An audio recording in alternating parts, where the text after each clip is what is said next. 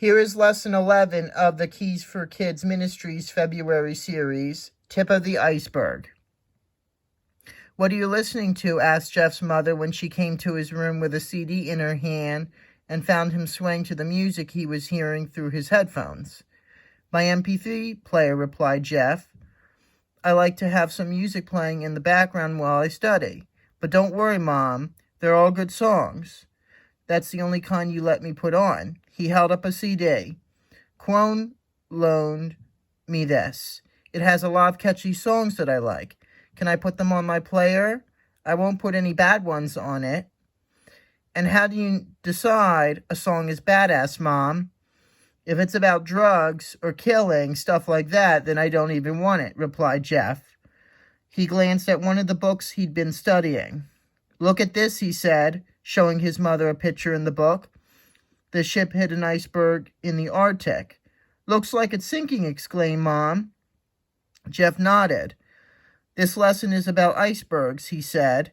"Most of an iceberg is underwater and can't be seen. It can be really wide, and ship captains don't know where it starts or stops.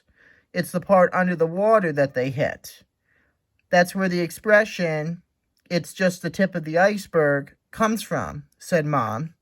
"You know, it's easy to keep away from obvious dangers, and you seem to be doing that with your music. You steer clear of the music about drugs and violence, but they're just the tip of a dangerous iceberg, too. There's a lot of music with more subtle messages." Jeff frowned. "Like what?" he asked. "Catchy songs with lyrics, words that promote rebellion or suggest that anything that feels good is good," said Mom. "Or how about songs that urge you to go after what you want, no matter who gets hurt by it? Or lyrics that use God's name in a disrespectful way?"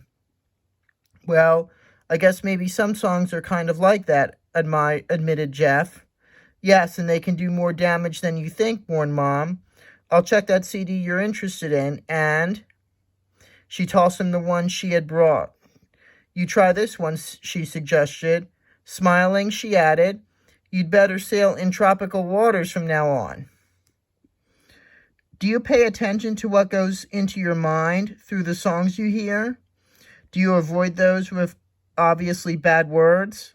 That's good, but always listen carefully to the message given by the words in any song. What are they teaching you? Are they pleasing to God? If not, don't play that music.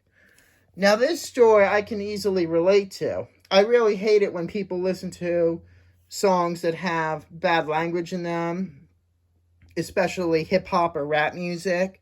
I think that's very inappropriate, and I most definitely hate music in which God's name is used in a bad way.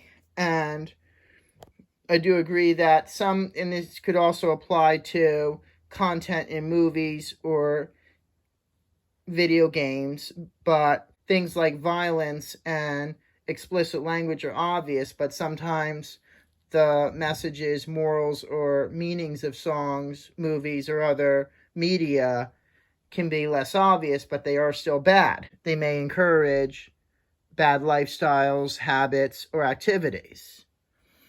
That's why it's important for people to listen to or watch clean media, if you know what I mean. A song's lyrics are important.